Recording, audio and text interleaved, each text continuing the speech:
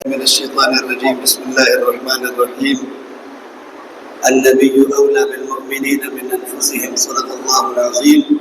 وقال النبي عليه الصلاة والسلام: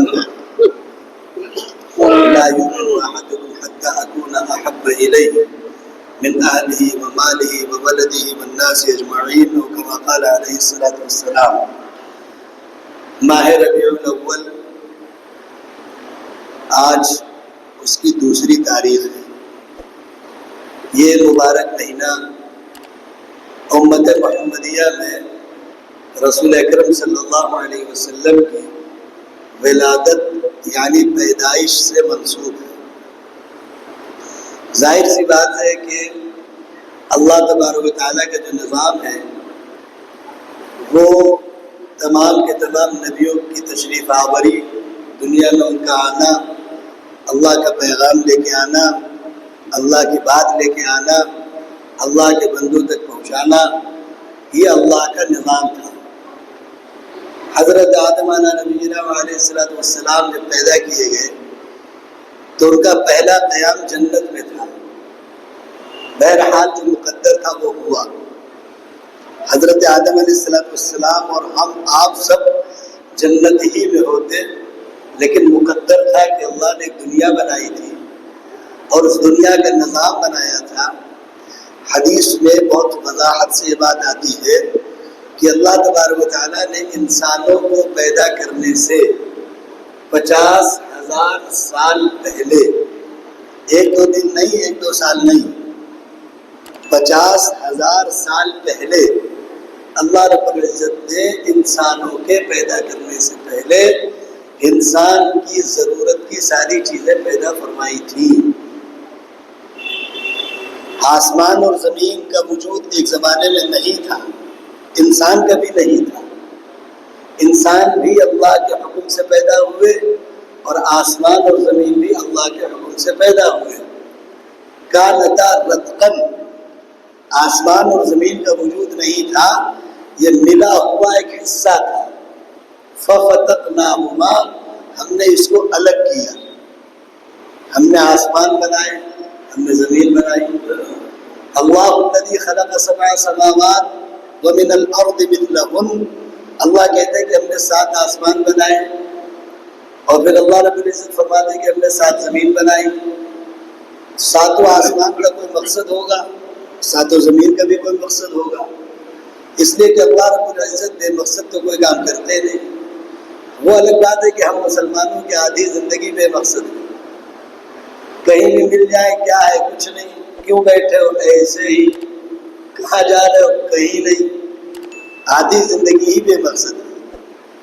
اللہ رب العزت نے اپنے کسی نظام کو، کسی کام کو بے مقصد نہیں بنایا، اور کھل کر انسان سے بھی کہہ دیا کہ ہم نے تم کو بھی بے مقصد اور بے وجہ نہیں پیدا کر دیا ہے.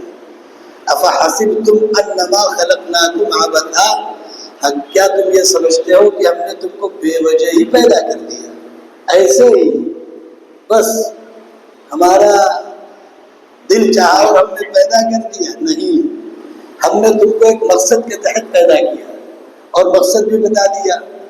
مقصد یہ بتایا کہ ہم نے ساری مخلوق تمہارے تابع کی. وَسَخَّرَ لَكُم مَّا فِي السَّمَاوَاتِ وَمَا فِي الْأَرْضِ جَمِيعًا مِّنْهُ. اس ایک آیت نے ایک بہت بڑے راز اور بہت بڑے نقطے کی وضاحت کی ہے. یہ جو دنیا کے اندر رہ کر کے ہم کسی چیز کو دیکھتے ہیں، پھر حیرت سے آنکھیں کھلی کھلی کرتے ہوئے کہتے ہیں بڑی ترقی ہو گئی. ایک بات یاد رکھیے، اللہ رب العزت ہر دور میں انسانوں کی ضروریات بدلتے رہتے ہیں، اور جو انسان کی ضرورت ہے اسے پیدا کرتے رہتے ہیں. ہم سے اور آپ سے پہلے جو لوگ تھے قد و قامت کے لمبے چوڑے لوگ تھے، عمریں بہت لمبی ہوتی تھی، 300 500 800 سال زندہ رہتے تھے. طاقتور اتنے تھے کہ پورے پہاڑ میں پتھر کنارے لگا کے گھر بنائے رہتے تھے، اور ایک ایک آدمی کے پاس جیسے ہمارے پاس 4 گھر 6 گھر ہوتے ہیں، ایسے ان کے پاس بھی 4-6 محل ہوا کرتے تھے. بڑے بڑے لوگ تھے. سورہ الفجر میں آپ پڑھیے، अलम तरा कैफ फअल रब्बुका बिआद इरम ज़ातिल इमाद अल्लती लम युखलक़ मिथलुहा फिल बिलाद। अल्लाह कहते हैं कि हमारी तख्लीक पर गौर करो, हमने ऐसे ऐसे लोगों को पैदा किया है कि उस जैसे पैदा नहीं होंगे। हर दौर में, अब हमको किसी ने बता दिया कि पहले दौर में इंसान के पास कपड़े नहीं थे, पहले दौर में इंसान के पास फलानी चीज नहीं थी, पैदा, अरे ये बेवकूफ़ी वाली बात है। हमेशा याद रखिए, अल्लाह ने इंसान को इंसान की ज़रूरियात हमेशा दी है। कभी ऐसा नहीं हुआ कि अल्लाह ने किसी ज़माने में इंसानों को नंगा रखा हो, भूखा रखा हो, बगैर घर मकान के रखा हो, ऐसा नहीं है। ये सिर्फ हमारी अपनी नादानी है या अल्लाह रब्बुल इज़्ज़त के ताल्लुक से सही मालूमात नहीं है, तो हम इस तरह की वाहियात बातों में पड़ जाते हैं। अल्लाह रब्बुल इज़्ज़त ने हमको पैदा करने से पहले हमारी ज़रूरत की हर चीज़ पैदा फरमाई, और ज़रूरत पैदा करके उस ज़रूरत को पूरा भी अल्लाह ने फरमाया। हम आप अपनी ज़रूरतें पूरी नहीं कर पाते, खाली हमारा गुमान है कि हम अपनी ज़रूरत अपने हिसाब से पूरी कर लेते हैं। इसी में इंसान के दावे गलत हो जाते हैं और इंसान गुमराही के रास्ते पे चला जाता है। तो मैं अर्ज़ कर रहा था कि रबीउल अव्वल का ये मुबारक महीना रसूलुल्लाह सल्लल्लाहु अलैहि वसल्लम की पैदाइश और वफ़ात दोनों नाम से जाना जाता है। पैदा भी रसूलुल्लाह इसी महीने में हुए और रसूलुल्लाह की वफ़ात भी इसी महीने में हुई। रसूलुल्लाह का पैदा होना और रसूलुल्लाह की वफ़ात होना दो बातें, इनको अच्छी तरह समझ लीजिए। अगर कोई चीज़ पैदा होगी तो इसका मतलब ये है कि वो अपनी ताकत अपने आप नहीं रखती है, ये बिल्कुल तय बात है, ये बिल्कुल तयशुदा बात है। अगर कोई चीज़ पैदा होगी, मसलन हम पैदा हुए, आप पैदा हुए, तो ना आपके बस का था कि 100 साल पहले पैदा हो जाते, ना हमारे बस का है कि हम 100 साल पहले पैदा हो जाते, ना हमारे अब्बा दादा के बस का था कि वो आज के ज़माने में पैदा होते।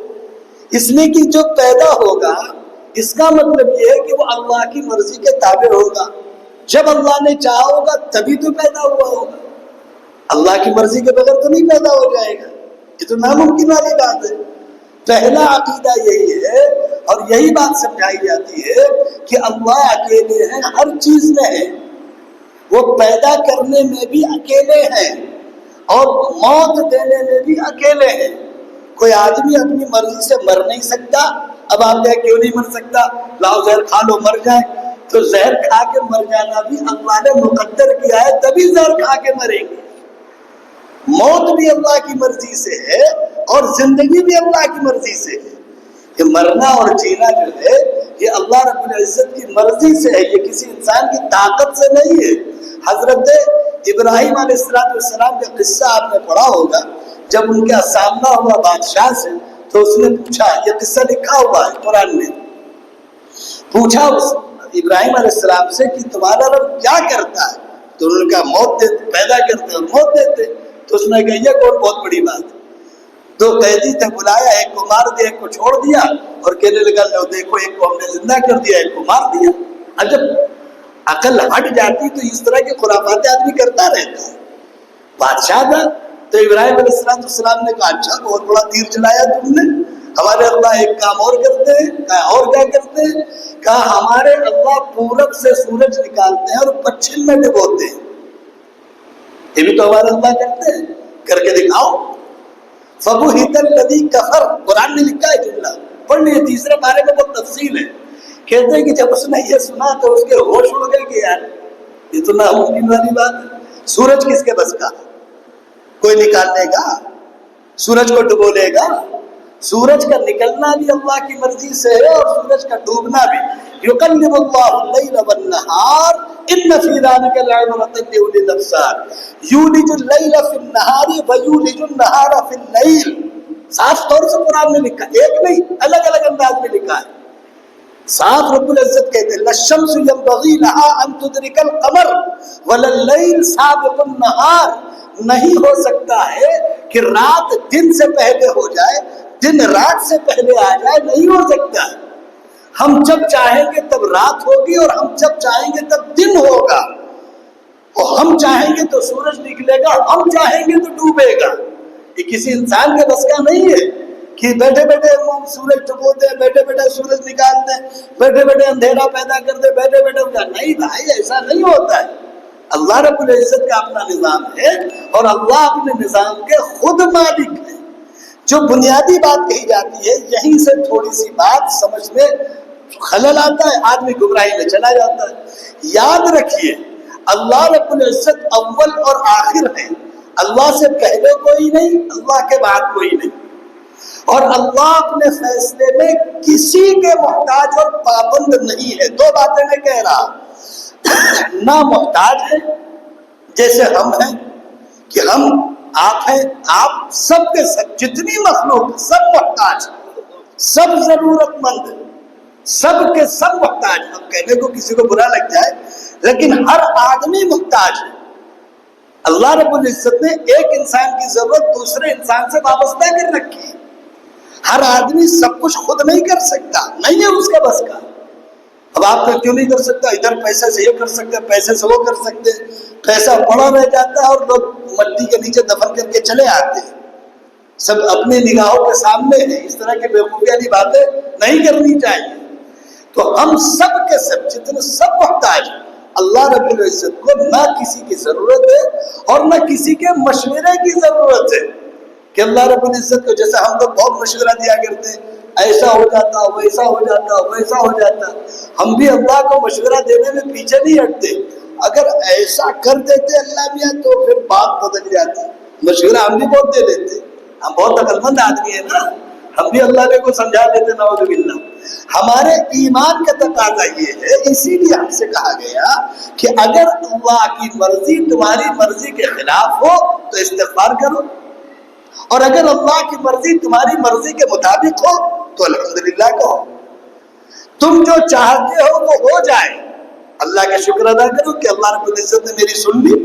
اور تم جو چاہتے ہو نہیں ہو تو تم اللہ سے توبہ کرو کہ ہمارے گناہوں کی بدولت یہ سب نہیں ہوا. ایک تو یہ مسئلہ ہے. دوسرے ایک مسئلے کی وضاحت کر دوں میں آپ سے, یہ بات میں کئی بار کہہ چکا ہوں. اسلام کا اور مسلمانوں کا رشتہ جتنا گہرا ہوگا اتنی ہی آزمائشوں اور مصیبتوں کا زمانہ بھی رہے گا, یہ یاد رکھیے گا. میں اس سے پہلے آپ کو بتا چکا ہوں کہ آپ نبیوں کی تاریخ پڑھیے, بعض نبیوں کو چھوڑ کر اکثر نبی اور رسول پریشانی کی زندگی گزار کے دنیا سے گئے ہیں. حالانکہ وہ چاہتے تو ان کو کوئی پریشانی نہ ہوتی. رسول اکرم صلی اللہ علیہ وسلم کو دنیا میں کوئی پریشانی نہ ہوتی اگر چاہ لیتے رسول اللہ. کیونکہ بھائی فرشتے آتے تھے, کہتے تھے اگر آپ چاہیں تو پہاڑ سونے کے بنا دیں, خرچ کریے ان میں سے, کام کریے.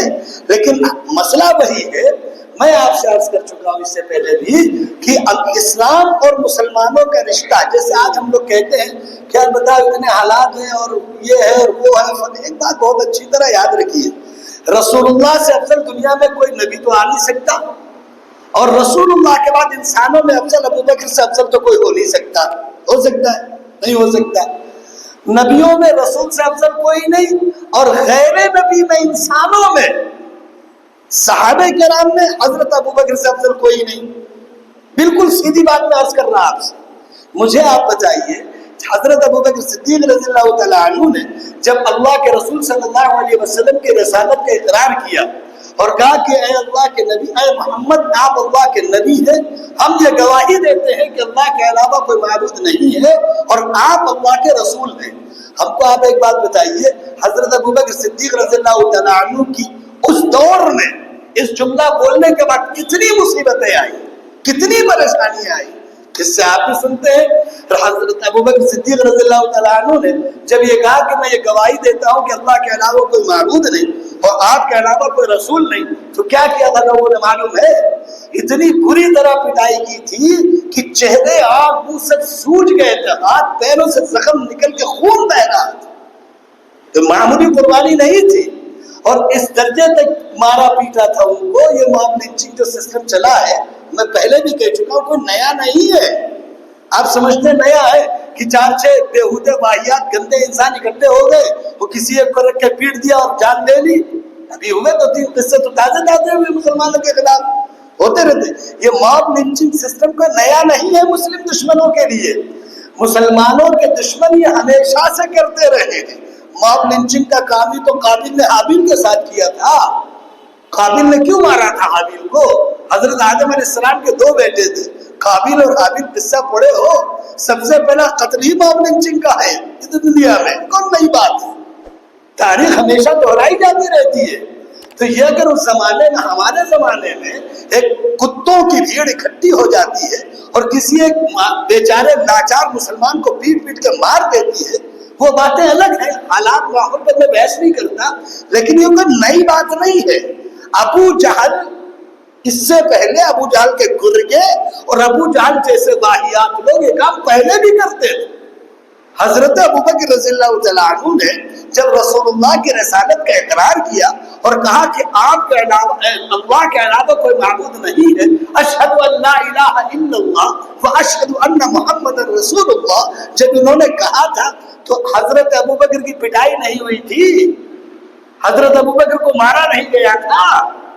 مسلمان، آج کے دور کے مسلمان پیٹ بھرے ہوئے ہیں، جیبوں میں پیسے بھرے ہوئے ہیں، سواریاں ان کے پاس ہیں، مکان ان کے پاس ہے، اور ہر طرح کی نعمت اللہ نے دے رکھی ہے. ذرہ برابر آزمائش میں نہیں آج کے مسلمان. میں بہت صاف لفظوں میں کہہ رہا، بس مسلمانوں کے دماغ خراب ہو، وہ اپنا کچھ بھی بکتے رہے، وہ الگ بات. آج کے دور کے مسلمانوں سے زیادہ خوشحال، سکون، اطمینان سے شاید کسی دور کے مسلمان رہے. اکثر مسلمانوں کو اللہ نے خوب دے رکھا ہے، خوب دے رکھا ہے، سب کچھ ہے مسلمانوں کے پاس. ہاں میں مانتا ہوں کہ مسلمانوں کی ایک بڑی جماعت اور ایک بڑا طبقہ غریب ہے، میں نہیں کہتا کہ نہیں ہے، میں نے کب کہا نہیں ہے، لیکن اللہ نے اتنا مال مسلمانوں کو دے رکھا ہے کہ اگر وہ زکوٰۃ کے اعتبار سے، صدقات کے اعتبار سے، حقوق کے اعتبار سے اپنے بھائیوں کا خیال رکھ رہے ہوتے تو یہ غربت نہیں ہوتی. یہ بھی بہت صاف لفظ میں کہہ دوں. ہمارے پاس تو جب مال آتا ہے تو ہم یہ سمجھتے ہیں کہ ہمارا ہی ہے. اسی لیے اللہ رب العزت نے قرآن پاک کے 30ویں پارے میں سورہ ہمزہ میں ایک بات کہہ دی ہے، وَيْلٌ لِكُلِّ هُمَزَةٍ لُمَزَةٍ الَّذِي جَمَعَ مَالًا وَعَدَّدَهُ، کہ انسان کر کے آ رہا، پیسہ کما رہا، گن گن کے رکھ رہا، گڈیاں بنا کے رکھ رہا ہے، اس بینک میں اس بینک میں، یہ پالیسی وہ پالیسی، یہ سسٹم وہ سسٹم، ادھر ادھر فلاں ڈھما. یہ ایک بات میں آپ کو بتا دوں، مال کا کمانا گناہ نہیں ہے، مال کا اپنے پاس رکھنا گناہ نہیں ہے، لیکن گناہ یہ ہے کہ غلط طریقے سے کمایا جائے، اور گناہ یہ ہے کہ جن کا حق ہے نہ دیا جائے. اور جہاں تک حقوق کی بات آتی ہے تو بہرحال ہمارا مسئلہ یہ کہ ہر آدمی اپنے اعتبار سے مسئلے ڈھونڈ لاتا ہے، بس اس پر میں تفصیل زیادہ عرض نہیں کرنا چاہتا. قرآن کہتا ہے جمع مال وعددہ، پیسے جمع کرتا ہے، گنتا ہے، حساب لگاتا ہے سونے سے پہلے، اتنا اس میں، اتنا اس میں، اتنا اس میں، یہ بچ گیا، یہ ادھر، یہ ادھر، یہ ادھر، یہ ادھر. یحسب ان مالہ اخلدا، سمجھتا یہ ہے کہ پیسہ رہے گا اس کی جیب میں ہمیشہ. اللہ رب العزت فرماتے ہیں کلا، ایسا نہیں ہوگا، ایسا نہیں ہوگا. یا تو پیسے کو تم چھوڑ جاؤ گے یا پیسہ تم کو چھوڑ جائے گا. یہ اصول ہے دنیا کا، کوئی لے کے نہیں گیا. ہاں بڑے بڑے مصر میں جو احرام بنائیں گے، پرامڈ جس کو بولتے ہیں، بڑے بڑے بنے ہوئے ہیں، اس میں لوگ کہتے ہیں کہ وہ بادشاہ خزانے کے ساتھ دفن ہو گیا. تو بات تو میں وہی کہہ رہا، یا تو پیسہ ہم کو چھوڑ دے گا یا ہم پیسہ چھوڑ دیں گے، دو میں سے کوئی ایک شکل ہوگی. ایسا کوئی نہیں ہوا کہ پیسہ اور انسان ایک ساتھ ہی گیا. اور اگر بھیا ایسا لگتا ہے تو پھر مرنے سے پہلے بڑھیا شاندار قبر بنوائیے، اس میں فلی ایئر کنڈیشن سسٹم لگوائیے، بڑھیا کسی بڑے پاور ہاؤس سے کنیکشن لے لیجئے، سکون سے مر کے اس میں لیٹیے، پھر اور کیا کیا جائے. یہ بالکل واہیات باتیں ہیں، کن چکروں میں پڑے ہوئے. خیر میں بات دوسری عرض کر رہا تھا، بات دوسری طرف چلی گئی. میں یہ بات عرض کر رہا تھا کہ اللہ کے رسول صلی اللہ علیہ وسلم پر سب سے پہلے ایمان لانے والے سیدنا ابوبکر صدیق ہیں، اور سب سے زیادہ دنیا میں پریشانی اٹھانے والے اگر کوئی ہے تو حضرت سیدنا ابوبکر صدیق. اور آپ دوسری باتوں پہ کیوں جاتے ہو؟ رسول اللہ صلی اللہ علیہ وسلم مشکل زندگی نہیں گزار کے گئے. رسول اکرم صلی اللہ علیہ وسلم نبی بننے کے بعد سے اور اپنے انتقال تک رسول اللہ کبھی پیٹ بھر کے کھانا نہیں کھا پائے. اور یہاں آرام سے چڑیا کے پیٹ بھرے ہونے کے بعد تھوڑا سا مٹر گشتی کے بعد تھوڑا چائے کی چسکی، تھوڑا کولڈ ڈرنکس، تھوڑا جوس کی چسکی اور تھوڑا سا چھلے بھی بن جائیں اور تھوڑا سا کچھ اور بھی اڑ جائے اور تھوڑا ہو سکے تو تھوڑا تھوڑا وہ بھی ہو جائے، اس سے بھی فرصت نہیں ملتی۔ اس کے بعد پھر جب تمام خرافات ہو جاتی پھر غیبتیں شروع کرتے۔ یار مسلمانوں کا حال بہت خراب ہے، یار مسلمان پریشان بہت ہے، یار دیکھو فلانے آدمی جو ہے اگر وہ چاہتے تو مسلمان پریشان، سب ایسی غیبت شروع کرتے ہیں کہ پھر پوچھئے نہیں۔ ایسا لگتا ہے کہ یہ بیچارے بڑے نیک آدمی ہیں، پوری دنیا بیکار ہے۔ پھر جو شروع ہوتا ہے، تو میں بات عرض کر رہا تھا کہ اسلام کا تعلق بہت صاف لفظ میں، ایک صاحب تھے صحابی ہیں، رسول اللہ کے پاس پوچھے کہ اللہ کے رسول ہمیں آپ سے محبت ہے۔ ابھی عاشقان رسول کا تو یہ مہینہ ہی ہے، ابھی دیکھو طرح طرح کے لوگ سڑکوں پہ گلیوں پہ، بہت اچھی طرح یاد رکھیے، ہم اپنے گھروں پہ جھنڈا لگائیں یا نہ لگائیں مجھے اس سے فرق نہیں پڑتا، ہم اس پر کوئی فتوا بھی نہیں دیتے، فیصلہ بھی نہیں کرتے، آپ کی مرضی ہے 2 فٹ جھنڈا لگاؤ، 200 فٹ اونچا جھنڈا لگاؤ، مجھے اس سے بحث نہیں ہے۔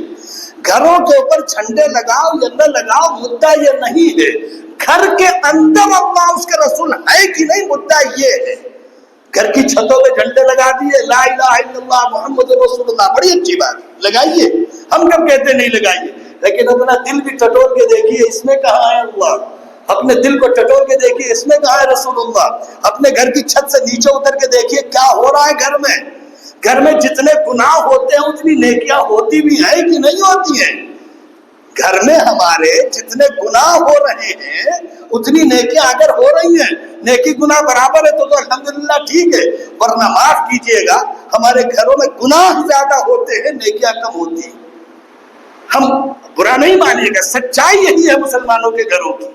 اگر ایک مسلمان ہے اس کے گھر میں 4 کمرے ہیں تو 4 کمروں کی کل اگر مقدار نکالی جائے 24 گھنٹے کی تو گناہ 16 گھنٹے ہوتے ہیں، نیکی 8 گھنٹے ہوتی ہوگی، ایک عام اندازہ ہے۔ ورنہ تو بعض گھر تو مسلمانوں کے ایسے ہیں کہ اس میں پورا دن نماز پڑھنے والا کوئی نہیں، بعض گھر تو مسلمانوں کے ایسے کہ پورا دن تلاوت کرنے والا کوئی نہیں، بعض گھر تو مسلمانوں کے ایسے کہ کلمے پڑھنے والا کوئی نہیں، اور بعض مسلمان تو ایسے کہ ان کی زندگی گزری جا رہی ہے ان کو یاد ہی نہیں ہے کہ انہوں نے کلمہ دہرایا کب تھا۔ ایسی زندگی گزارنے کے بعد پھر عاشق رسول ہے، ابھی تو سڑکوں اور دیکھو ابھی کیا کیا ہوتا ہے، میں اس کو منع نہیں کرتا، میں اس کے خلاف میں بات بھی نہیں کہتا۔ آپ کو لگتا ہے کہ جلوسوں سے اور ان سب چیزوں سے دین کی نیک نامیوں کی آپ کریے، بہت اچھی طرح یاد رکھیے اللہ کے رسول صلی اللہ علیہ وسلم اس لیے نہیں آئے تھے کہ آپ ایک دن ان کا، جیسا ہمارا ہوتا ہے کہ اب دن منائے جانے دے، fathers day, mothers day, teachers day, childrens day, یہ واحیات چیزیں، نری واحیات چیزیں۔ آپ کو لگے گا کہ مولوی صاحب کہاں بیکار کی بات ہے، یہی سچی بات۔ ہم آپ کو ایک بات بتا دیں، ٹیچرز ڈے اگر آپ مناتے ہو، آپ کے دل میں اس ٹیچر کی عزت ہمیشہ ایک ہی جیسی، تو بہت اچھی بات ہے، منائیے، کون روکتا ہے آپ کے ٹیچر بھوکے رہے سال بھر ٹینشن نہیں ہے، آپ کے ٹیچر مصیبت میں رہے سال بھر خیریت پوچھنے نہیں گئے، آپ کے ٹیچر بیمار رہے آپ سال بھر عیادت کرنے نہیں گئے، آپ کے ٹیچر کسی پریشانی میں رہے آپ سال بھر پوچھنے نہیں گئے، ایک دن مالا والا پہنا کے وہی ہوتا نا، اب مدرس ڈے ہے تو پہنچ گئے اماں کے پاس ایک دن، یا بہت سے لوگ ادھر ادھر بہت پہلے پہنچ گئے، وہ کہیں جا رہے تھے تو اماں راستے میں گھر پڑتا ہے تو اماں سے کہا اماں ذرا ایک سیلفی آج لے لے، اور 4-6 دن بعد مدرس ڈے آ نہیں پائیں گے تو اسی دن اپنی ٹی پی پر وہ جو فوٹو بھی وہ چیپ دیں گے تاکہ مدرس ڈے دکھے کہ بڑے عاشق ہے اماں کے۔ یہ واحیات بات، ماں ہے، ماں کا تعلق مدر ڈے سے نہیں ہے، ماں کا تعلق عزت سے ہے، احترام سے ہے، اکرام سے ہے، خیال سے ہے۔ اگر ہم اپنی ماں کی عزت کرتے ہیں، فرما برداری کرتے ہیں، تابع داری کرتے ہیں، ان کا خیال رکھتے ہیں، ان کی بیماری، ان کی آزاری، ان کا دکھ، ان کی پریشانی، ان کی تکلیف اگر اپنی طرف سمجھتے ہیں، منائیے مدرس ڈے، کون روکتا ہے؟ لیکن سچائی بس وہ سیلفی لینے کے حد تک رہ گئے، فادرس ڈے، یہ سب خرافات، نہیں واحیات بات ہے۔ اب اگر کوئی بول دے تو کہتے ہیں مولوی صاحب بہت پرانے لوگ ہیں، بتاؤ اس میں کیا تکلیف؟ تکلیف کوئی نہیں، ہم کو کہے کی تکلیف ہے؟ اسلام یہ کہتا ہے کہ اسلام رسومات کا نام نہیں ہے، ماں وہ ہے جس کے قدموں تلے جنت جیسی نعمت ہے، باپ وہ ہے جو جنت کا دروازہ ہے، باپ وہ ہے، اللہ کے رسول فرماتے ہیں کہ جس کے ابا اس سے ناراض ہو تو اللہ اس سے ناراض ہے، ہاں ناراضگی کی وجہ درست ہو، یہ بھی یاد رکھیے گا۔ تو اللہ کے رسول جو دین لے کے آئے تھے، اللہ رب العزت نے نبیوں کو کیوں بھیجا؟ اس لیے بھیجا تھا تاکہ ان کا ایک دن یوم پیدائش معلوم ہو جائے۔ اب لوگ کہتے ہیں کہ یہ فلانے لوگ میلاد منانے سے منع کرتے ہیں۔ بات یاد رکھیے، اگر کسی کو رسول اللہ کے آنے سے تکلیف ہے، اگر کسی کو رسول اللہ کی پیدائش سے تکلیف ہے، اللہ کی قسم وہ مسلمان ہی نہیں۔ سیدھی سی بات عرض کر رہا میں، رسول اللہ جس دن دنیا میں تشریف لائے اس سے زیادہ خوبصورت دن دنیا میں کبھی ہوا ہی نہیں، کبھی ہوا ہی نہیں جس دن رسول اللہ اس دنیا میں پیدا ہوئی۔ یہ ہمارا عقیدہ ہے۔ لیکن مجھے ایک بات بتائیے، تمام کے تمام نبی، تمام کے تمام رسول دنیا میں آئے کیوں تھے؟ برتھ ڈے منوانے کے لیے۔ اب تو باقاعدہ کیک چلے ہیں، کیک رسول اللہ کے نام سے بھی کاٹ دیے جاتے، نعوذ باللہ۔ مجھے اس سے فرق نہیں پڑتا، آپ کے پاس پیسہ ہے، بڑا سا کیک لیا وائٹ کے کھاؤ۔ کیک کھانا، کیک کاٹنا نہ منع ہے نہ حرام ہے، بہت اچھی طرح سن لو، نہ واجب ہے نہ فرض ہے، نہ مکروہ ہے نہ سنت ہے۔ کیک اگر آپ پیسوں سے خرید کے لائے، میں بہت اچھی طرح ایک بات بتا چکا ہوں، ہر غذا جو پاک اور حلال ہو، پاک حلال طریقے سے لائے ہو، جم کے کھاؤ، کوئی نہیں روکتا، لیکن کم سے کم تھوڑی بہت تو شرم کرو۔ رسول اکرم صلی اللہ علیہ وسلم کا برتھ ڈے منانا کوئی کون منع کرے گا یار؟ کون کہتا ہے غلط ہے؟ لیکن آپ یہ بتاؤ کہ رسول اللہ صلی اللہ علیہ وسلم کا مقصد دنیا میں صرف اتنا ہی تھا کہ مسلمان ان کا یوم پیدائش منا لے، مسلمان ان کے پیدا ہونے والے دن خوش ہو لے، بس اتنا ہی مقصد تھا، اور کوئی کام نہیں تھا رسول اللہ کا۔ رسول اللہ جو قرآن لے کے آئے، شریعت لے کے آئے، دین لے کے آئے، نظام لے کے آئے، توحید لے کے آئے، رسالت لے کے آئے، آخرت لے کے آئے، شریعت لے کے آئے، سنت لے کے آئے، نظام دنیا لے کے آئے، نظام دین لے کے آئے، اس کا کوئی مطلب نہیں ہے۔ اگر اتنا ہی کرنا تھا تو آپ نے بہت قصے سن رکھے ہوں گے، بہت قصے سنے ہوں گے۔ رسول اللہ کی پیدائش پر خوشی منانے والے بہت سے لوگ تھے، ان میں ابو لہب بھی تھا، ابو لہب بھی تو تھا خوشی منانے والوں میں۔ ابو لہب نے خوشیاں تو منائی، رسول اللہ کو نہیں مانا، رسول اللہ نبی بنے نہیں مانا۔ نتیجہ یہ ہوا کہ اس کو رسول اللہ سے دشمنی ہو گئی، نتیجہ یہ نکلا کہ اللہ رب العزت نے تبت یدا ابی لہب جیسی صورت اتار دی کہ ابو لہب ایک ملعون انسان، ابو لہب ایک ذلیل انسان، ابو لہب ایک بیکار انسان۔ اور اگر ابو لہب یہ چاہتا ہے کہ رسول کو نقصان پہنچائیں تو اللہ رب العزت فرماتے ہیں کہ ابو لہب کی بربادی کا فیصلہ ہم نے کر دیا۔ تبت یدا ابی لہب وتب ما اغنی عنہ مالہ وما کسب، پوری لکھی ہوئی بات ہے، 30ویں پارے میں ہے یہ صورت، آپ کو یاد ہوگی، ترجمہ پڑھ لیجیے گا، ابو لہب کا قصہ لکھا ہے اس میں۔ خیر میں بات عرض کر رہا تھا کہ یہ بڑا مبارک مہینہ ہے، کوئی شک نہیں، لیکن رسول اکرم صلی اللہ علیہ وسلم دنیا میں تشریف لائے، اس میں بھی کوئی شک نہیں، لیکن سچ تو یہ تھا کہ ہم رسول اللہ کی زندگی کے بارے میں کچھ پڑھتے، کچھ جانتے، کچھ سیکھتے، کچھ معلوم کرتے۔ رسول اللہ صلی اللہ علیہ وسلم سیرت پڑھی ہوتی، رسول اللہ کا حلیہ مبارک پڑھا ہوتا، رسول اکرم صلی اللہ علیہ وسلم کا طرز زندگی پڑھا ہوتا، رسول اکرم صلی اللہ علیہ وسلم کی خوبیاں پڑھی ہوتی۔ اب مجھے آپ بتائیے کیا ہمارے گھروں میں ایک بھی ایسی کتاب ہے جو رسول اللہ کا حلیہ مبارک ہمیں بتاتی ہے کسی کے گھر میں؟ اگر ہے تو بڑی اچھی بات، بڑی خوبی کی بات، بہت اچھی بات ہے، لیکن حالات سچائی یہ ہے۔ پہلی بات تو یہ ہے کہ بیچارے مسلمان پڑھتے نہیں، پہلی بات یہ ہے۔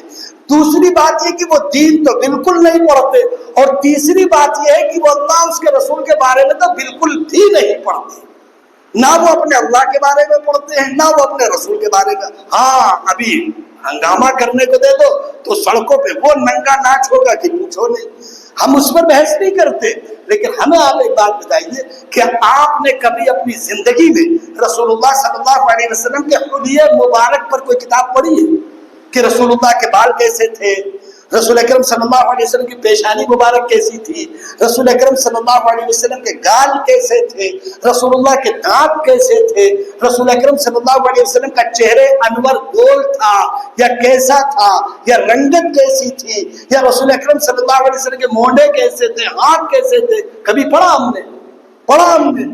اس لیے نہیں پڑھا کیونکہ ہم ان سب چیزوں کو کوئی توجہ نہیں دیتے۔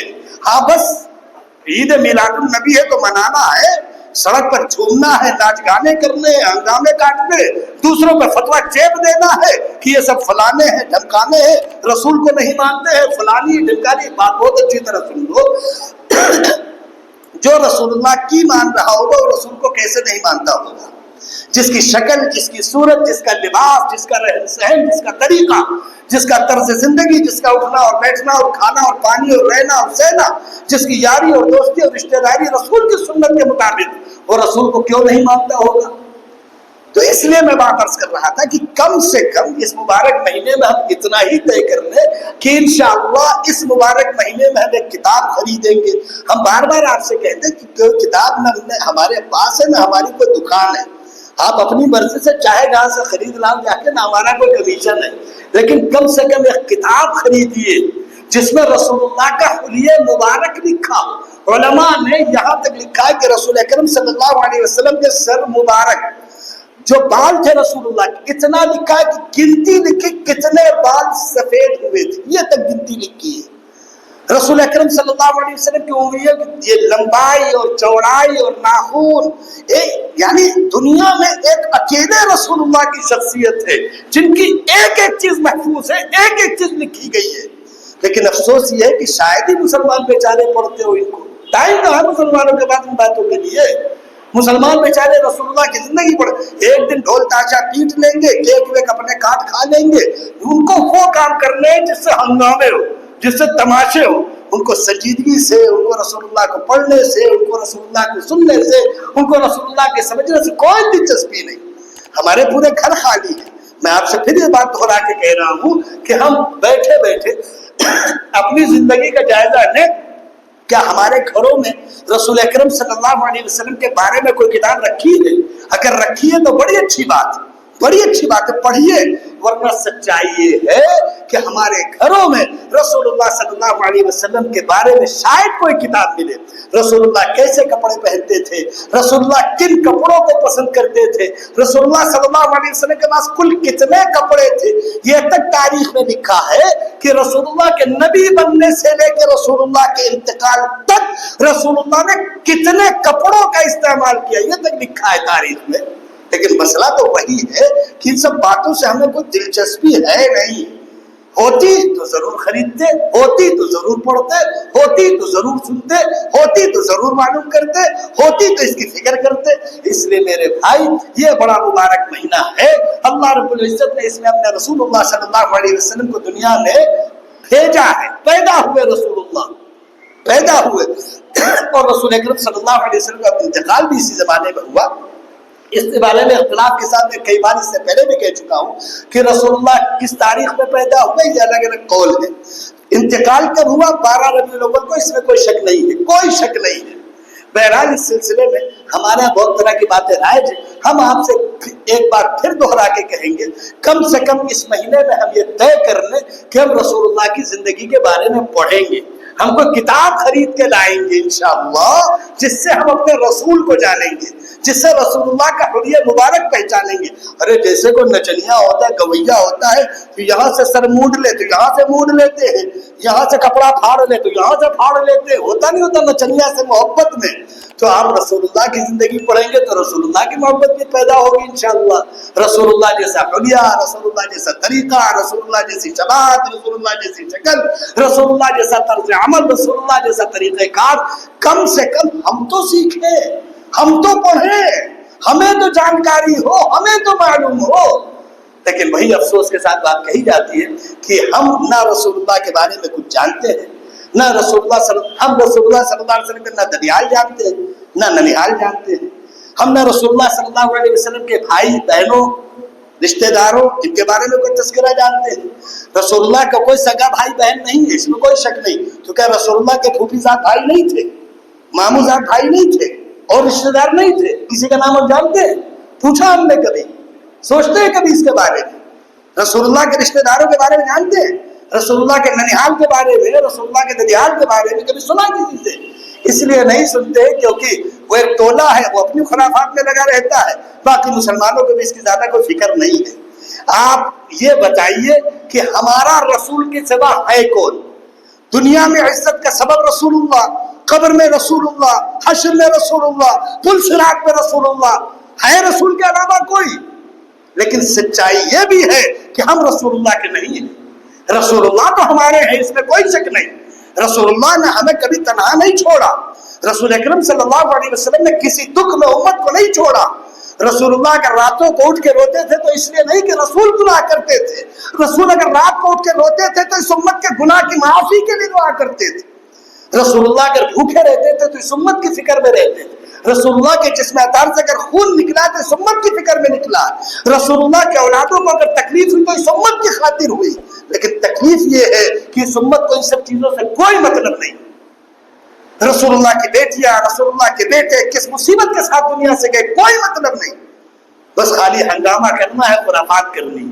اس لیے بھائی ہاتھ جوڑ کے عرض کرتا ہوں، بڑا مبارک مہینہ ہے جہاں تم بہت سی چیزیں بناؤ گے تو کم سے کم ایک کتاب خرید لانا، 10 15 20 50 روپے کی ملے گی، ہندی اردو عربی سب میں ملے گی۔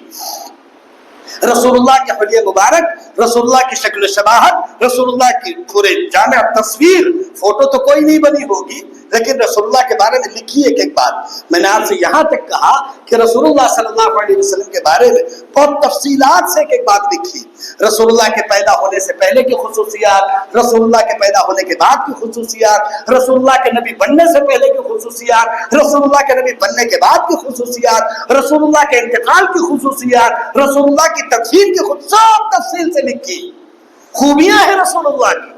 تو کم سے کم ایک بار پڑھنا تو چاہیے ہمیں کہ ہم رسول کو مانتے ہیں، ورنہ سب باتیں ہی باتیں ہیں اور باتوں سے کوئی دنیا میں کام نہیں ہوتا۔ اس لیے طے کریے اس مبارک مہینے میں ہم رسول اللہ کے بارے میں پوری معلومات حاصل کریں گے انشاءاللہ۔ اس کے لیے پیسہ خرچ کریے، کتابیں خرید کے لائیے، کسی جاننے والے سے معلوم کریے، بیٹھ کر سکون سے پڑھیے۔ ہاتھ جوڑ کے آپ سے عرض کریں گے ہماری ان باتوں کو موبائل پہ سرچ نہ کریے گا، تھوڑا دماغ لگا کے پڑھنے کی عادت ڈالیے۔ ہمارے ہوتا ہے بیٹھے کھٹ کھٹ کھٹ کھٹ تھوڑی دیر چاہیے بگا ہم دیکھ لیں، معاف کرنا دین اس سے نہیں پھیلتا، دین قربانی، فکروں، محنتوں، کوششوں سے پھیلتا ہے، دین فکروں سے سمجھ میں آتا ہے، دین محنت سے سمجھ میں آتا ہے، دین کے لیے لگنا پڑتا ہے، دین کے لیے چلنا پڑتا ہے، دین کے لیے بیٹھنا پڑتا ہے، دین کے لیے قربانی دینی پڑتی ہے۔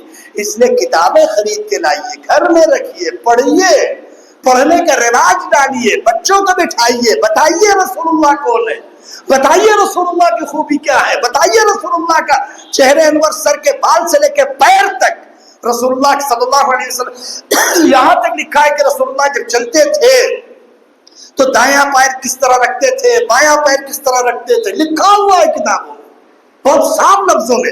رسول اللہ کے قدم مبارک یہ دبے ہوئے تھے کہ کھلے ہوئے تھے، لکھا ہے کتاب میں۔ رسول اللہ کی یہ ہتھیلی گول تھی یا دبی تھی یا جھکی تھی یا چپٹی تھی، لکھا ہے کتاب میں۔ لیکن افسوس یہ ہے کہ ان سب باتوں سے ہمیں کوئی مطلب نہیں بچا۔ ہم اپنے رسول کے بارے میں کیا جانتے ہیں سب کو معلوم، اس سے زیادہ تو ہم نچنیا اور گویا کے بارے میں جانتے ہیں، ان کا برتھ ڈے بھی جانتے ہیں، ان کا فلانا ڈے بھی جانتے ہیں، ان کا ڈھمکانا ڈے بھی جانتے ہیں، ان کی فلانی مووی ڈھمکانی مووی۔ ایک گانا رکھو کسی کے سامنے تڑ سے بتاتا ہے مسلمان فلانے پکچر کا ہے، اور ان کے سامنے قرآن کی ایک آیت رکھ دو کہتے ہیں تم جانا تو تمہارا کام ہے، قرآن کی آیت پوچھ لو تو نہیں بتا پائیں گے، گانا ان کے سامنے یہ فلانی پکچر ہے تڑ سے بتاتے، ایک ڈائلاگ بتا دو تڑ سے بتاتے فلانے ہیرو کا فلانی پکچر میں ڈائلاگ ہے، بہت قابلیت ہے۔ اللہ کرے قابلیت اور بڑھے، لیکن کاش ایک قابلیت قرآن میں بڑھے، حدیث میں بڑھے۔ ہم آپ سے قول نقل کریں کہ بات کس کی ہے، آپ کہیے کہ ابوبکر کی ہے، عمر کی ہے، عثمان کی ہے، علی کی ہے، فلاں صحابی کی ہے، فلاں صحابیہ کی ہے، فلانی امی جان کی۔ لیکن افسوس یہ ہے کہ اگر رسول کی باتیں ذکر کی جائے تو پتہ نہیں چلتا کہاں ہے، کیسی ہے۔ گانا ذکر کیا جائے کوئی ڈائلاگ بتا دے تڑ سے بتاتے، کیوں؟ اس لیے کہ ہمارا پیسہ اور ہماری محنت اس ناچ گانے میں لگی ہے، اس لیے ہمیں اس کی قدر ہے اور ہمیں معلوم یہی پیسہ اور یہی دولت اور یہی محنت اگر دین میں لگے گی تو دین بھی آئے گا انشاءاللہ۔ اس لیے اللہ کے واسطے ہاتھ جوڑ کے عرض کرتا ہوں اس مہینے کی قدر کیجئے، خرافاتوں سے اپنے آپ کو دور رکھیے، رسول اللہ کو اللہ نے کیوں بھیجا یہ سنیے اور سمجھیے اور جانیے۔ اور ایک کام اگر آپ کر سکتے ہو، دوبارہ دہرا رہا ہوں میں، ایک کام اگر آپ کر سکتے ہو تو ضرور کریے گا کہ رسول اللہ صلی اللہ علیہ وسلم کی جو پورا حلیہ مبارک ہے سر سے پیر تک کتاب خرید کے لائیے، اسے ضرور پڑھیے کہ ہمارے رسول اللہ دکھنے میں کیسے تھے، ہمارے رسول اللہ بولنے میں کیسے تھے، ہمارے رسول اللہ چلنے میں کیسے تھے، ہمارے رسول اللہ بیٹھنے میں کیسے تھے، ہمارے رسول اللہ کھانے میں کیسے تھے، ہمارے رسول اللہ باتوں میں کیسے تھے۔ پڑھیے کبھی ہمارے رسول جب ناراض ہوتے تھے تو شکل کیسی ہوتی تھی، زبان مبارک سے کیا الفاظ نکلتے تھے، ہمارے رسول جب خوش ہوتے تھے تو کون سے کلمات زبان سے نکلتے تھے. یہ باتیں ہمیں پڑھنی چاہیے، یہ باتیں ہمیں جاننی چاہیے، یہ باتیں ہمیں معلوم ہونی چاہیے. کم سے کم اپنے رسول کے بارے میں تو جانیے. وہی رسول جو آپ کی دنیا میں بھی کام آ رہے، قبر میں بھی وہی کام آئیں گے، حشر میں بھی وہی کام آئیں گے، پل صراط میں بھی وہی کام آئیں گے، اور جنت الفردوس میں بھی انشاءاللہ وہی کام آئیں گے. جو سب جگہ کام آنا ہے اس کا کوئی خیال نہیں. اس لیے بھائی اللہ کے واسطے اپنے رسول کے بارے میں ضرور جانیے. طے کریے پورا مہینہ ہم اپنے رسول کو پڑھیں گے انشاءاللہ. روزانہ رسول کے بارے میں 2-4 باتیں پڑھیں گے. کتاب خرید کے پڑھیے گا، اللہ کے واسطے خرافات کے طریقے سے نہ پڑھیے گا، ورنہ کچھ فائدہ نہیں ہوگا، کوئی فائدہ نہیں ہوگا. اگر آپ کتاب خرید کے لائیں گے تو احساس ہوگا، پیسہ لگے گا، احساس ہوگا، کتاب رکھی ہوگی کھول کے بیٹھیں گے. کتاب جب پڑھیں گے تو کچھ تو ادب کریں گے نا کہ بھائی رسول کی کتاب ہے، ٹانگ پہ ٹانگ رکھ کے لیٹ کے نہیں پڑھنا ہے، بیٹھ کے پڑھنا ہے، ادب سے پڑھنا ہے، سننا ہے، سمجھنا ہے اور جاننا ہے اور دل میں اتارنا ہے، اور دعا کرنی کہ اللہ رسول اللہ جیسا حلیہ ہمیں بھی عطا فرما دے، تاکہ جس حلیہ سے اللہ خوش ہے وہ رسول کا حلیہ ہے، اسی حلیہ سے اللہ ہم سے بھی خوش ہوں گے انشاءاللہ. کریں گے انشاءاللہ. اللہ سے دعا کریے کہ اللہ ہم سب کو عمل کی توفیق عطا فرمائے. وآخر دعوانا الحمدللہ رب العالمین.